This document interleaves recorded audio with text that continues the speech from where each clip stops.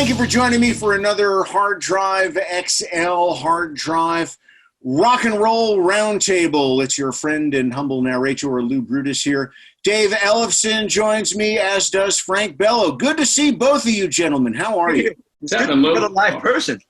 Yeah, I know. Hey, look, and three of us in like the same room, the same virtual room. These are the new rooms now. This is it, man. This is it. This is it. Especially if you live out where you guys are. I'm out here in Arizona, and I mean, honestly, I can go outside. I mountain bike every day. It's easy to social distance because like no one lives here. You know, I'm out in the middle of nowhere. Unless you're in my family or you're one of my close neighbors, like I haven't seen anybody in 2 months. Yeah. It's funny. A couple weeks ago, we did what I was doing for my youth foundation. We did like a webinar, a webathon, as we called it, right? And so Alice Cooper, Alice and Cheryl were on, and Alice said he goes golfing all the time, like because it's funny out here in Arizona.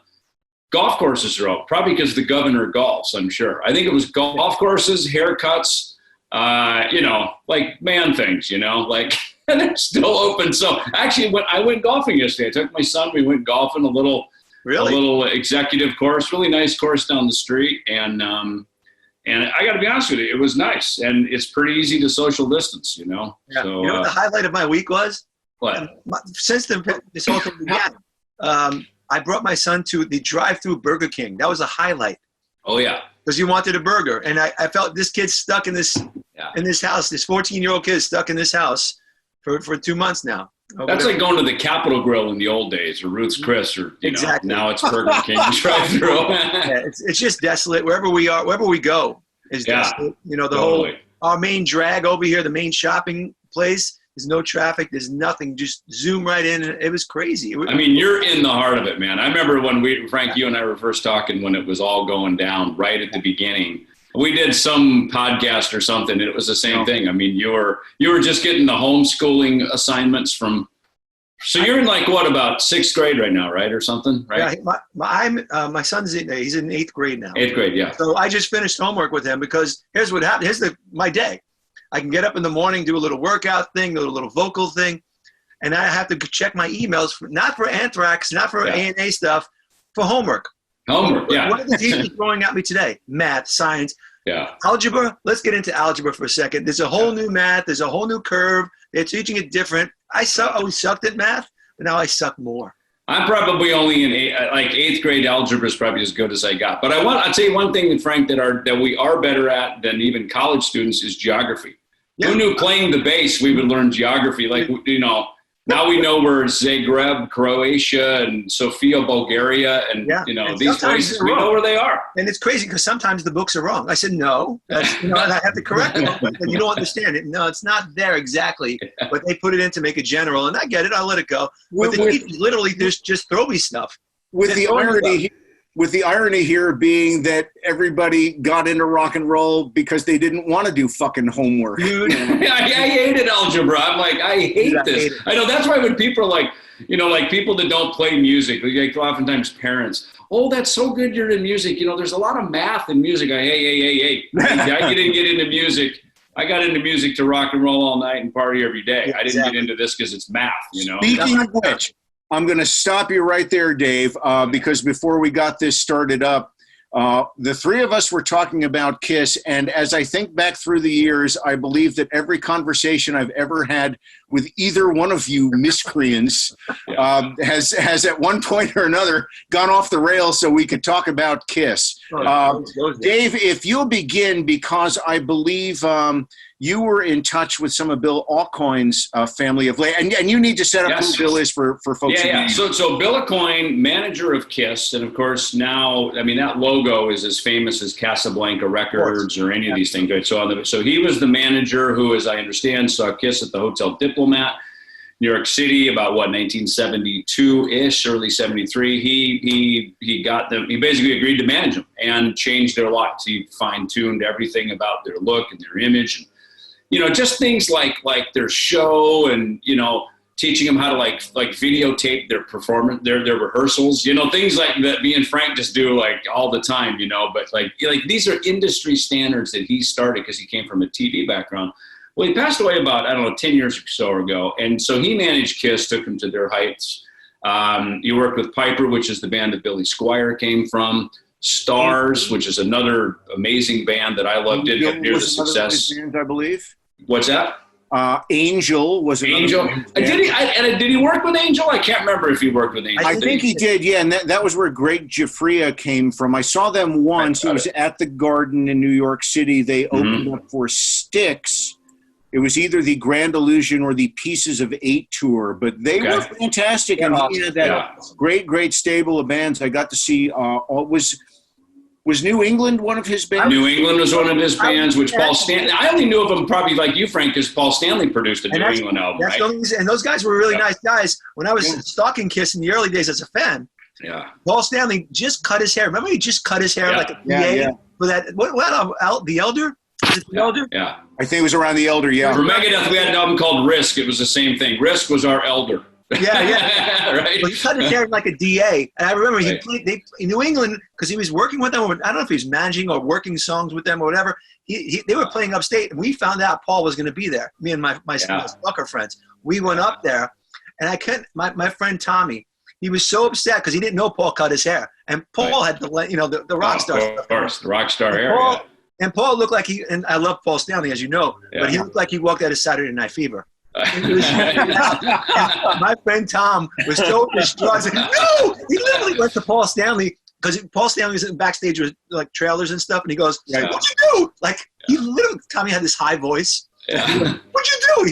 He's like saying this right to Paul Stanley. He goes, Paul's like, "You knew what I do? I didn't do nothing. I cut my hair, And all of a sudden he goes, "Why'd you cut your hair? You're not going to do any tours?"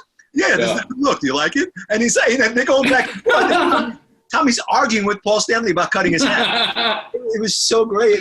Oh my God. That's awesome. Well, another band Bill Aucoin managed was Billy Idol. I mean, Rebel Yell. I mean, the biggest of the big. I mean, Billy Idol in the biggest years. And Frank, I sent you the email. So Roman Fernandez, who I believe is Bill's son, I believe. Now, again, different last name. So all of a sudden when I saw the email, I'm like, oh, gosh, I think it's his son. Anyway, Roman, I know because my son's name is Roman. So we started a chat. I was actually doing an Ellefson coffee event down at Nickel McBrain's rib restaurant in Florida, in Fort Lauderdale. And Roman came there. And we set up a little banner in the back of Nico's restaurant. And I did like a little kind of video shout out and took some photos. So, I've been he's been a good friend to me, I should say. And so I've tried to be a good friend to him. I said, listen, I never met your dad. I love your dad. Now, my wife, she was Julie Foley, worked for Doc McGee when Doc first started they signed these two little bands, Bon Jovi and Motley Crue.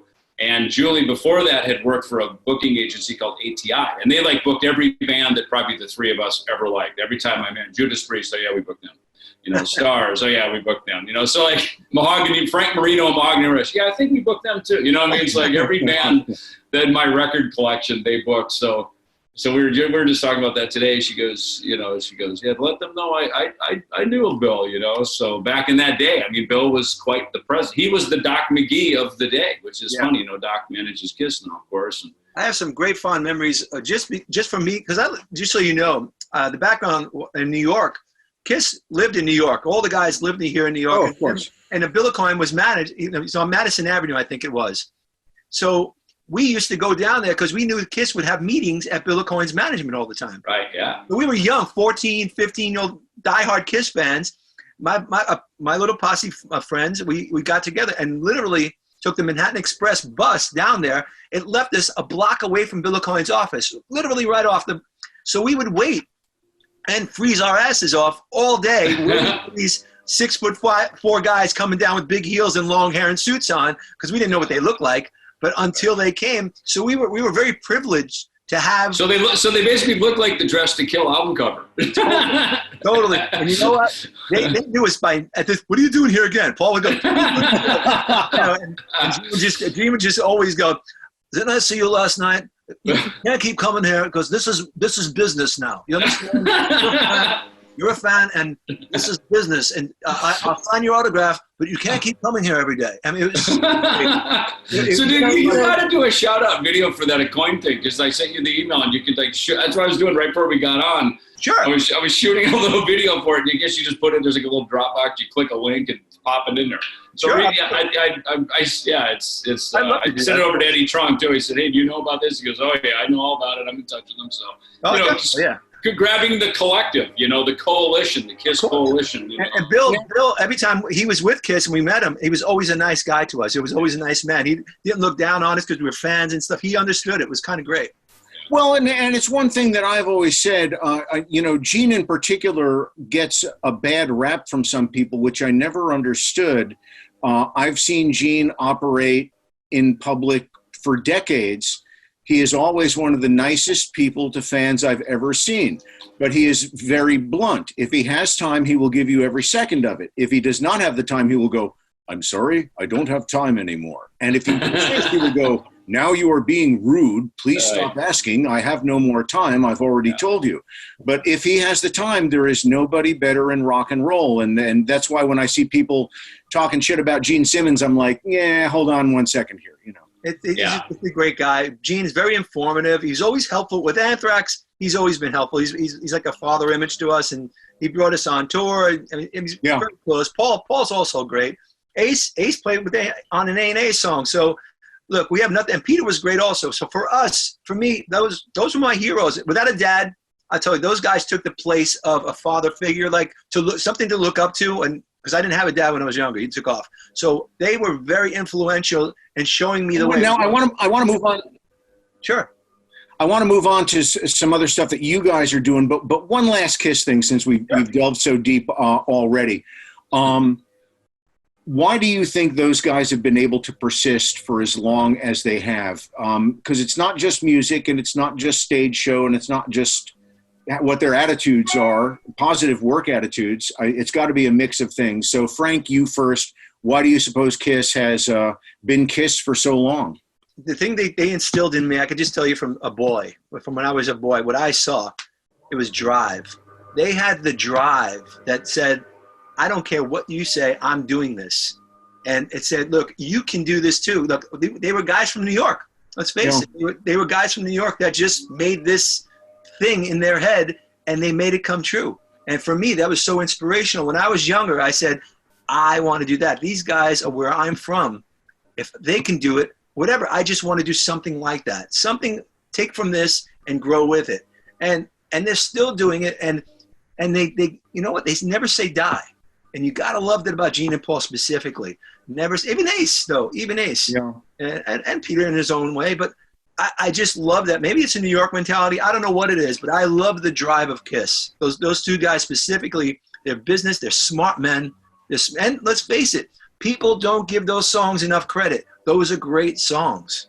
It's great to hear you say that about the songs, because it's always been my contention that two of the most misunderstood bands in rock and roll are KISS and the Ramones. Awesome. Both of whom came out of generally the same club scene at around the same time, and because of what they physically wore, people sort of misunderstood or looked past the music, whereas these guys, KISS was not heavy metal, and the Ramones weren't particularly punk, at least to begin with.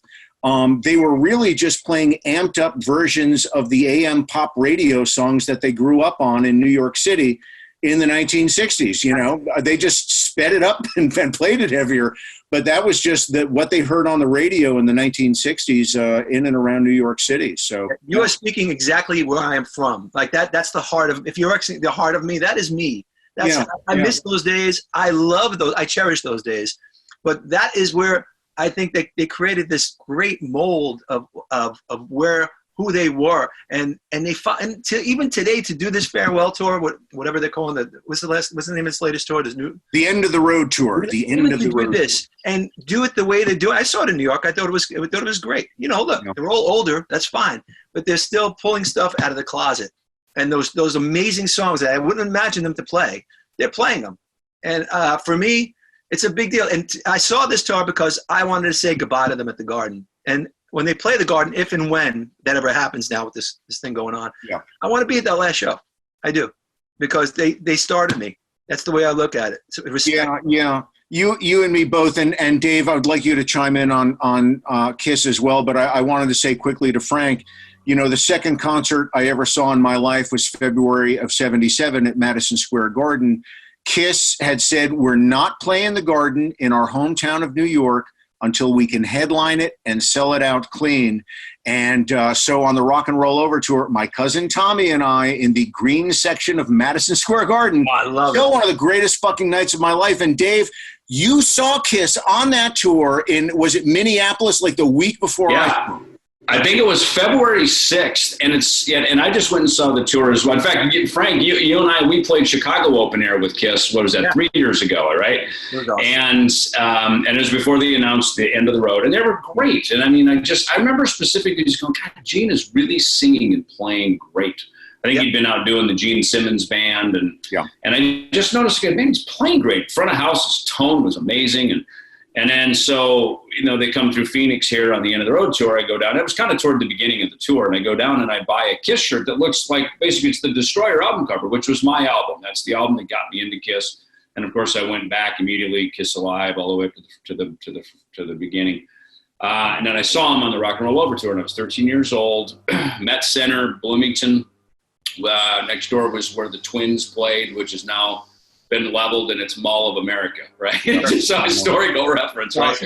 And so I bought the T-shirt in Phoenix here, like I guess a year ago, and I'm looking in the back going, how come it doesn't have Glendale, Arizona on it, right? I'm looking and I realized the dates were the Destroyer and Rock and Roll Over dates. So I look, I go, holy cow, there it is, February 6th, Bloomington, Minnesota, right? And I remember when Paul, when he comes, all right, how you doing, Twin Cities? Because that's the other kind of name, Minneapolis. How you doing? And he called it Twin Cities. I'll never forget. I mean, because it's kind of the first after maybe the first, Detroit Rock City. First thing when he addresses the audience. I mean, in that moment, and it's funny, Paul has said some great things. I mean, he's very quotable, and one of the greatest things that I remember him saying, and I've mentioned this in many Megadeth show meetings when we're having meetings about our show, our stage set, everything. I always remember what Paul said. You always remember the beginning and the end of a show, right? You remember the beginning and the end, and these little moments in between. You don't remember 90 minutes. It's just impossible to photographically remember that. But you remember when, obviously in their case, when Gene breathes fire, or Paul, I'm coming out to see you. He comes out to the front of the house and he does, there's these moments. And I always remember that, like with Megadeth, when we put our show together. And again, this goes back to Bill Coyne.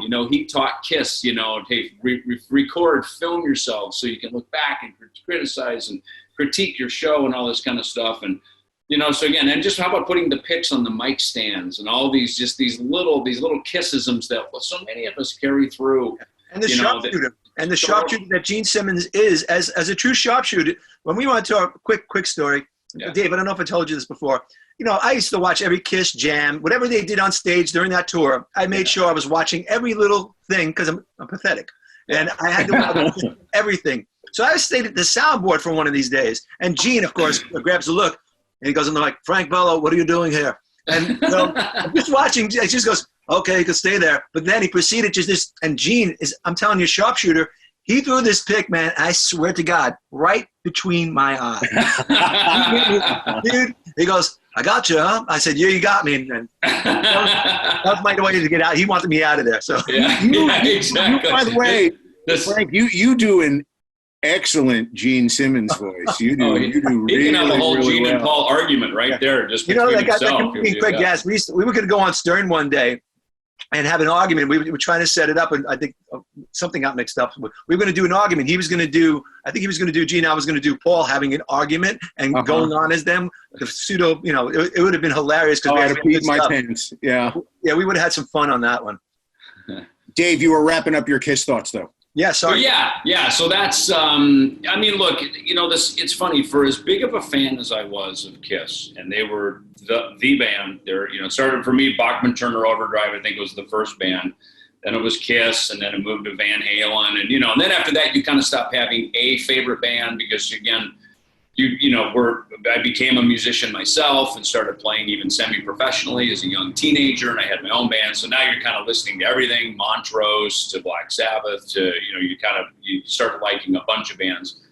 But when I had that kind of singular band, Kiss being my superheroes, for as much as I loved their music, I didn't play any of it because it was too hard. It was too hard to play. And it's funny, I play more of it now, like when me and Frank get together and go do Altitudes and Attitude or Metal Allegiance or just jam with my buddies. I've now learned some Kiss songs. And the funny thing about it is I didn't know that they tuned down half step. Yeah. So one day I go to I grew up on a farm in Minnesota, right? So there's no tab, there's no ultimateguitar.com, there's none of these, no YouTube where I could watch some dude play and talk about songs. So I grew up reading manuscript. I took piano lessons and saxophone. I played in jazz band, so I could read manuscript, and still do.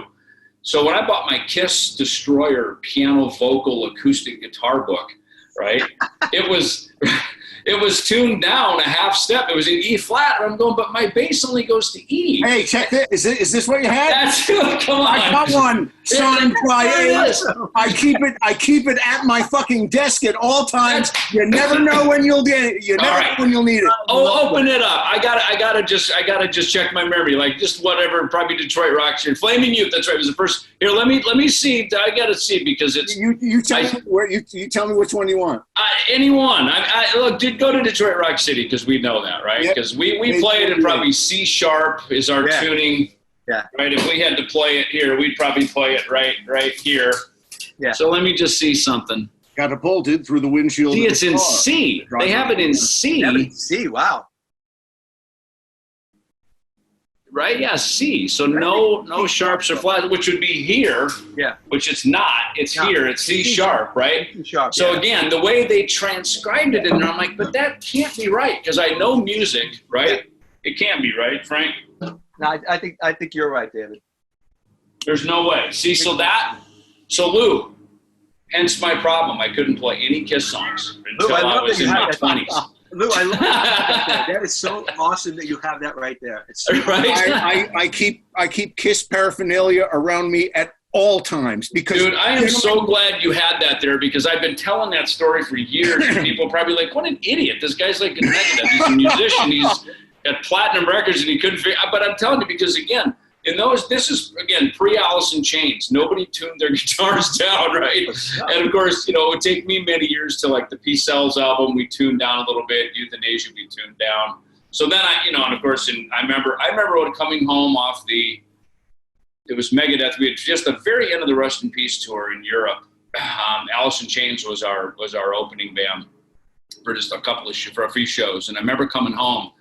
And I remember drop tuning my guitar and go, oh my God, there's that Alice in Chains song. Like that's how they do that, right? So it was like because in Megadeth everything was very literal, very A440. It's like Iron Maiden. You don't hear Iron Maiden using 7-string. It's just straightforward and played really well. And that's how Megadeth is. We never deviate from the chorus. I mean, now we tune down a step for vocal purposes because we're older. But I mean, up until really the late 90s, I mean.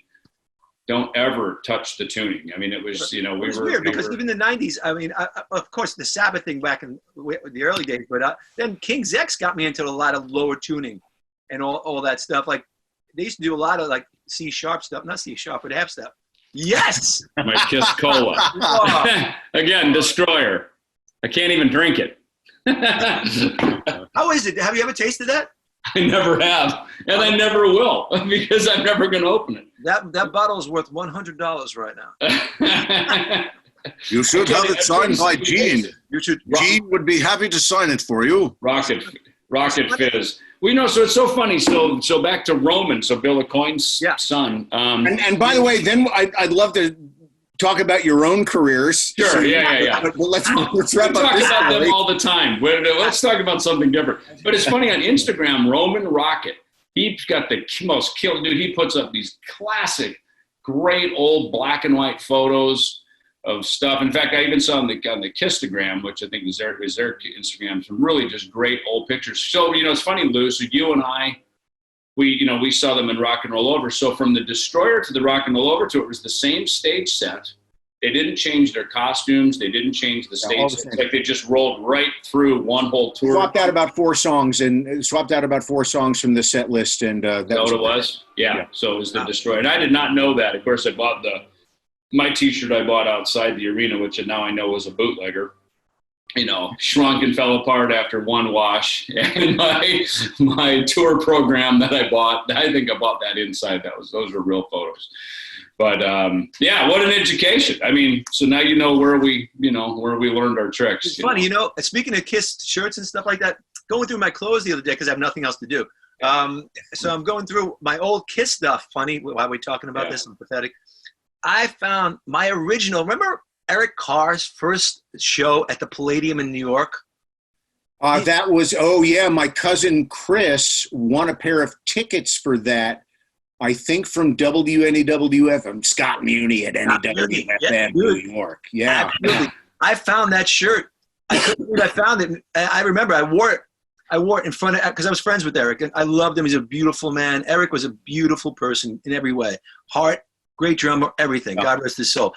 I remember I wore that in front of me. He goes, "Where'd you get that shirt?" I said, "I bought it at the show, man." And it was one of those, I still had it in my, at that show, I still had it from all those years ago. And for folks who are, into the idea of collectible concert T-shirts, first of all, the market for those things has fucking exploded. I can't imagine. And it's not just old tour T-shirts. When things are from specific gigs, particularly a historic gig like that shirt that you have, Frank, is probably worth a small fortune. Wow, mine, the new Vic Rattlehead COVID-19 there mask, you go. Right? That's so just talking about specific periods in time. I literally just got it today, so it just showed up. I know, so the Anthrax ones are on the way, apparently, so I know.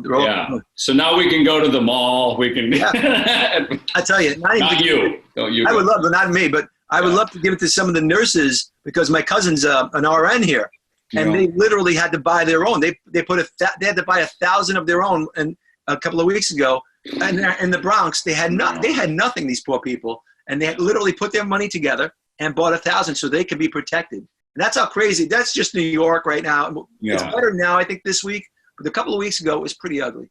Pretty ugly.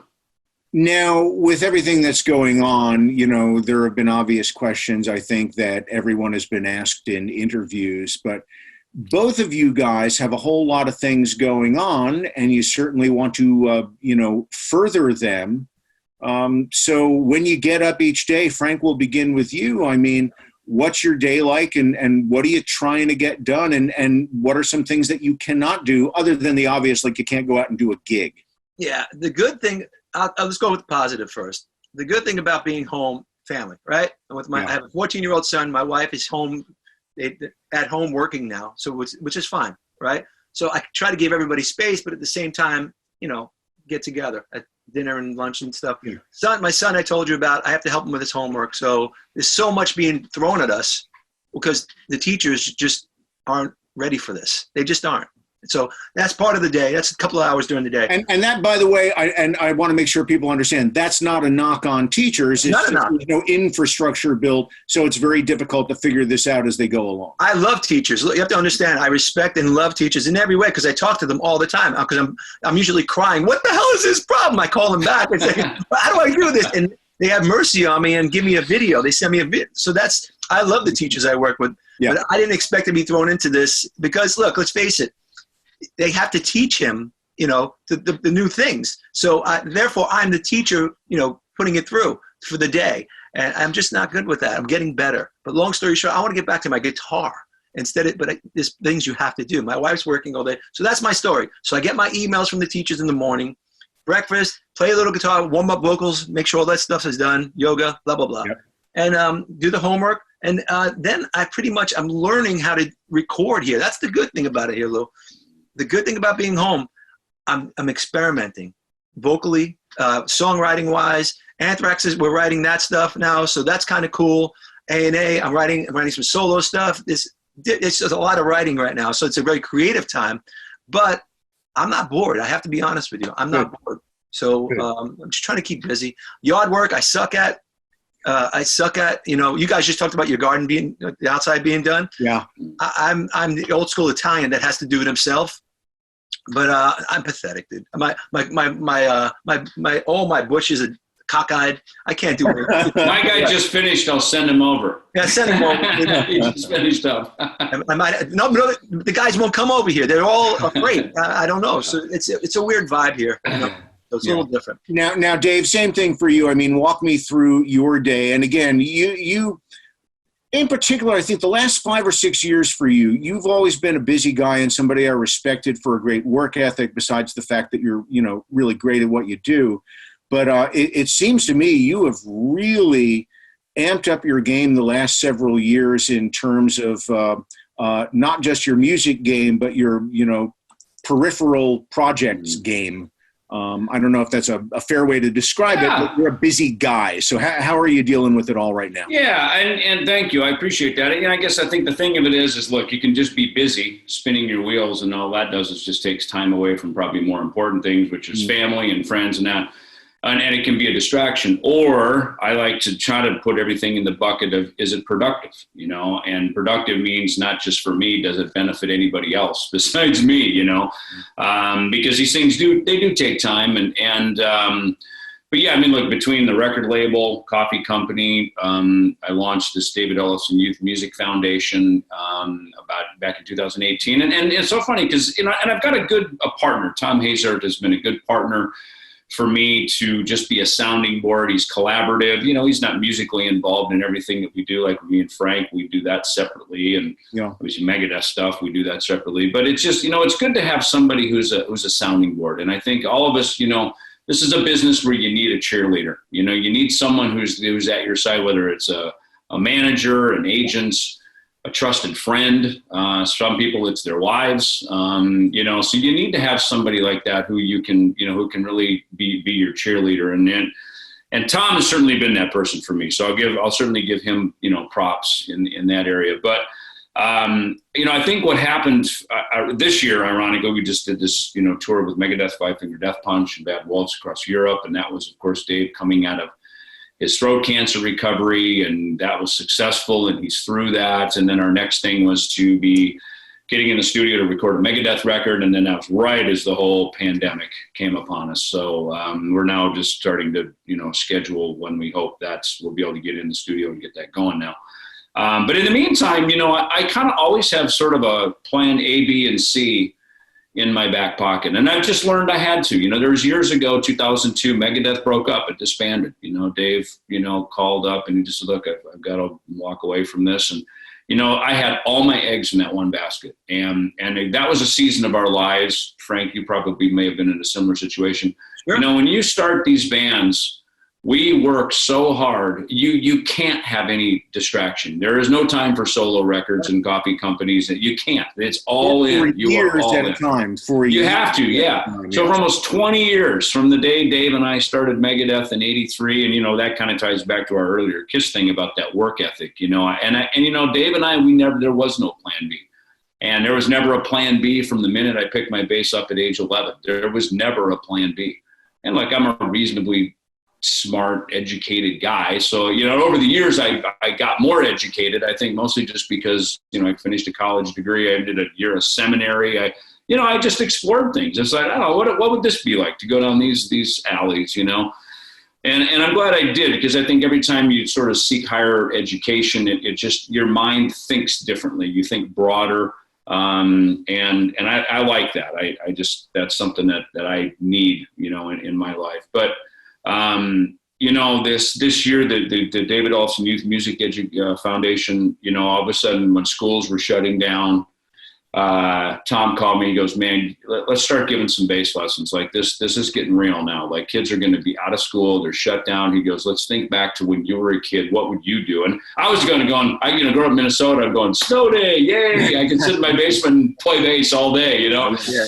Well, after about a week of snow days, you're going, all right, well, now what am I going to do, And, so we started the Schools Out initiative, and that was basically just to give free lessons to kids around the world. And I called my friends like Frank Bello and Chris Kale and Ron, Bumblefoot and Dirk and Tico and Megadeth, as well as some former Megadeth guys. I said, man, can we rally? Can I just bug you for a half hour, an hour of your time to just maybe donate a lesson or two? And everybody was kind enough to do that. And we're just getting those all scheduled now. And we've been busy with that. But, and what I found with it is all of us are in the same boat. We all of us have either tours or recording or writing sessions that are now postponed, canceled, kicked down the road for a year. Maybe even indefinitely. Some of these tours, we don't know.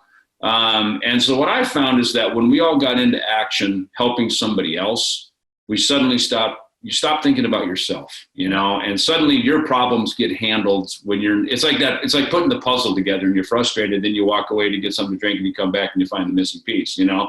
It was there all the time. Right. Sometimes you just got to step away from it, and kind of let God or the universe just sort of help put the puzzle together for you, So that's been a big thing and then I have some songs. We're actually going to push out another song this week that we're getting ready to drop for, part of my Ellefson solo band. And I'm like what Frank said, he and I are talking about some, future Altitudes and Attitude stuff, because we're going to be on the Monsters Rock Cruise coming up here in February 2021. When I write, I kind of go, this is perfect for Megadeth. I go, you know what? I got to take this to Frank. I think this works. Sometimes I write some other things, and now I kind of have an idea that sits sort of over here for things I can do now with my Ellefson solo band. And I got a good little kind of working, kind of little, Ellefson music factory over here that I can make those songs work. And so I've always got a few things kind of ready to go, because, this pandemic, I learned years ago when Megadeth had disbanded, and now, of course, the pandemic. And, of course, last year, when Dave got sick and, Ozzy canceled first, then Dave got sick. Our whole year just went away like that. Bang, bang, 1-2 punch. Unfortunately, I had a book written. I had a solo album ready. I had stuff ready to go that I could just start putting into the system and keep myself occupied and just, keep the creative wheels going and hopefully do something that gets people excited and keeps us all engaged together. And you mentioned something in there, and it's there are two other things I'd like to cover, one of which you just hit on, was your book. Now, you worked with, if I remember correctly, Joel McIver, who I think is very familiar to Frank, as I think you guys are now working on a book together. I'd be curious, Frank, how it's coming together. I just released a memoir myself, which is just all crazy rock. I'm doing this shit for 40 years, so weird stuff happens. That's and great. I love it. Yeah, it makes for good books happen. Yeah, books happen. Well, and the thing is, the chapters and the stories in it really tend to be the aberrations, because I try and hit on the fact through the book that most of the time you go to a show, it's boring, and it's you're backstage and it's tour managers screaming into iPhones because they're upset because they're trying to make the show happen. But my book is all standalone chapters of crazy stories. Frank, is yours sort of a narrative? Is it a long story of your whole life? What is it? Yeah, it's probably about my life. I wanted to stay away from everybody's good, like dirt and stuff like that with the Anthrax thing. Look, this is my life. But my life it's really, I want to help people. I came from this place in the Bronx. My dad took off when I was 10 years old. Family of 5. My brother was 6 months old. There's been a long history. How can you do this and get to a place where you get like on top of the mountain? Like we've been David and I have been very lucky the way I look at it. We got to this place, and I still can't believe we got to this place. We're not the biggest stars in the world, but we got to a really good place in this metal world that I'm very proud of. I know how lucky I am to do that. I just want to help people if they're feeling, because the way I was feeling when I was 10, I could never do this. I can't do that. It was Kiss. We'll go back to Kiss again, and they're going to be in the book because that inspired the hell out of me to make me, this can happen. I want to do that. That was my goal. And you talk about vision and drive. They were very helpful. That's why I go back to like the parents. I feel like they were like the father figures of me. I can do that. And they showed me how. And that was a big thing for me. So it was about getting over that mountain, really, and climbing that mountain. And really, it's going to be a lot about that. And look, I'll talk about tours. I'll talk about backstage stuff. There's going to be some fun. But I was never a drug guy, anything like that. But there was a lot of crazy times in Anthrax. But there's no dirt. I don't want the dirt. Dirt is for after the band. later on. I'll save that for another book. But right now, it's just about good times. And look, how can I help? I want to get the young guy that's right now. I want to get that young kid, or boy or girl, 13 years old, that doesn't know where they want to go, and they're thinking about picking up a bass. I want to get that kid getting on his path or her path. That's what I want to do. I just want to give, and because I was very lucky. I know that. But if I can show them there's a path here, something like that, there's better days ahead, because that's what I believe in. What is the timetable, if any, so far for the book? What do you think? Joel and I, it's funny, we just, before this whole thing happened, we just signed a collaborative deal, and we were shopping, and there was some good interest, and that's great. And Dave and I actually talked about this, but then everything fell apart now until after this thing. Nothing's going to happen now. But Joel and I'm sure we'll get together and start yapping. We've yapped a lot. Cannot wait for that. And one last thing, and I've saved this for the very end, just in case it falls flat and doesn't go anywhere, which is a distinct possibility. However, last week, the Pentagon confirmed that some previously leaked footage from Navy military jets were in fact real videos. Now, they still don't know what's in the videos exactly, but it looks like some, we'll call it extremely advanced flying craft that does not look like it uses technology from this planet. Yeah. I don't want to put any other, descriptors on it than that. So, David, I'll let you begin. Have you ever seen anything weird in the sky UFO-wise? And in general, what are your thoughts on the possibilities that there's something flying around our planet that might not be from around I know the song Hangar 18. Oh, very good. I've seen that much.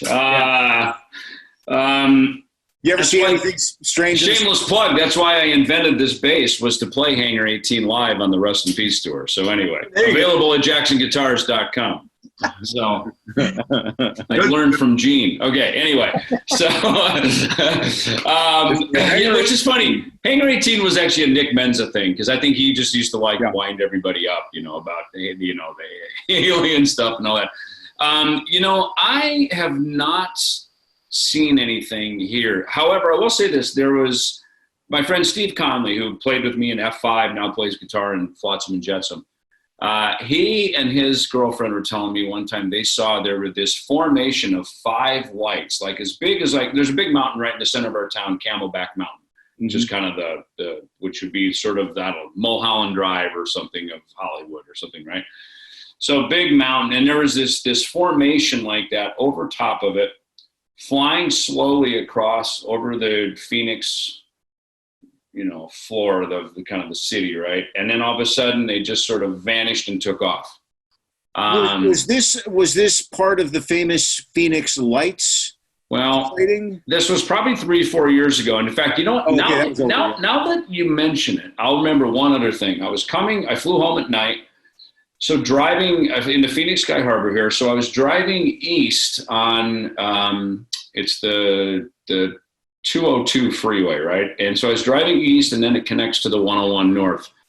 And I remember seeing something, a similar thing, like this shape of this plane, but it was really low. And it was not a helicopter. Mm-hmm. And it was, again, who knows? It could have been drones. Maybe it was drones with lights at that, But it was really low in the shape of what would look like probably a small airplane flying too slow to be an airplane, like too slow. You'd never stay in the air. And it was just kind of scooted along. And as I turned on the 101 north, it was slightly ahead of me, and then it sort of just ducked off to the west and flew off. And I couldn't keep paying attention because I was having to drive. And I was just like, what in the hell is that? And so that's probably my only unidentified flying object. Who knows? Was it drones? Maybe. I mean, that's me. I know the one. Did you see the video? Did you see the one on CNN? I haven't seen it. Frank, you're talking about the Pentagon stuff. Yeah, the Pentagon. Did you see it? Oh, it's crazy. It's crazy. In a real way. How do you say no? How do you say no? These guys are talking about it. They're pretty knowledgeable guys. There's this great show. Look, I'm not advertising the show, but I just watch it because I find it very interesting. It's called Paranormal Caught on Video. I don't know if you've ever heard of it. It's on the Destination channel. I have nothing to do with it. I just find it very interesting. A lot of paranormal stuff, whatever. But there's also a lot of alien footage that they get. Again, I'm not a conspiracist. I'm not that guy. Sure. But No, I get it. things in front of me, and I'm seeing like some of this video is caught from all around the world, and people in their own language are freaked out by what they're seeing. Now, last week, I'm just watching this show, and they have this big mammoth lit up looking ship that looks like something out of a Spielberg movie. It looks like that, and then all of a sudden you see this thing spew out a bunch of what looks like a bunch of little ships and flying around. And I'm saying it's not doctored. It's the guy's screaming because he's freaking out on the video. He's shaking. It doesn't look fake to me. So, I mean, I can't say no. I'm not arrogant enough to say no.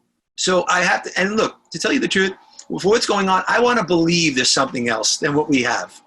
At this point, there's got to be smarter people or smarter beings than us to get it right. So when I see things like that, it kind of gives me hope because we can't be alone. And the video footage from that show alone, it's all real stuff because the people are just put up their camera. They put up their camera and they're just taping stuff. So I haven't seen anything live.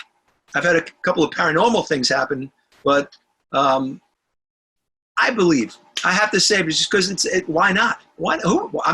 I'm just a human. I'm arrogant enough to say there's not, right? Yeah. That harkens to my belief on the whole thing.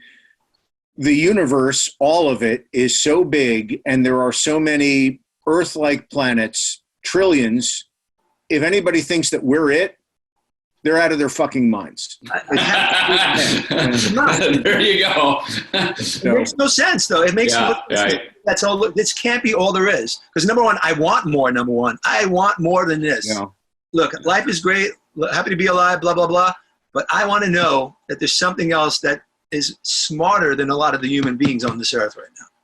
Yeah. Well, listen, it's been great talking to the two of you as always, even if most of it was about Kiss, but that's okay too. It's okay. You know what? It's funny. In rock and roll, talking about Kiss is the equivalent of talking about the weather. It's a common meeting point that all of us can agree upon. And right? under the circumstances we're all under right now, it's like comfort food. It's like, it's totally comfort food. Yeah, it's talking about something fun, exciting, when times were good. Yeah, exactly. The cheeseburgers, fries, and a shake right now is for me. It was all good. And plus, it's all knowledgeable. Is when you have diehards in the room, you kind of know they're all diehards. Yeah, I know. Not this. Now to your death. I got to tell you, I'm so glad you had that book, Detroit Rock City in the Key of C. Come on, it's not. I know. One last thing. Put my tuner on it. I'm going to prove it right. Before I let you guys go, the last time I spent time with Kiss was right before the tour began, and I went to watch some of the rehearsals. I was at their place out in L.A. Awesome. And Gene and I were talking about the bass line for Detroit Rock City and how good it is and how iconic it is. And he said, well, you know that we stole it. And I'm like, what do you mean? And, he said, yeah, it's the bass line from Freddie's Dead.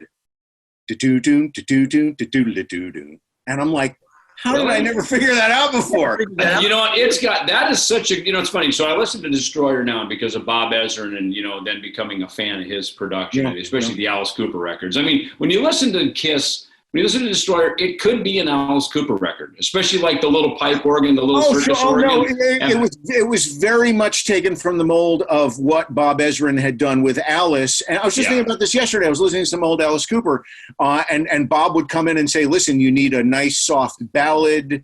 It'll sound great on the radio, the juxtaposition of your image and this tune. And that's exactly what Kiss did. Yeah, like Flaming Youth, my gosh, that could be straight off of an Alice Cooper record. Totally, man. But it's funny, Detroit Rock City, so you hear, and of course now we know that the radio and the TV announcer is Gene, right? We know that because we now know Gene's voice. So he gets in the car, does the whole thing, and then but the bass line hits. Pontiac, Michigan youth was reported dead. But that bass line with the flat wound strings with the pick, that is a classic 70s bass sound. But it's so warm. I couldn't play it. It took me years to be able to play that thing. That bass line is a hook.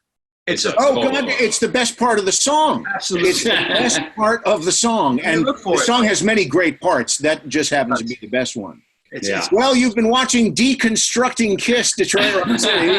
I've been your host. What makes this song great, right? Frank Bello for joining me. Guys, always good to talk to you.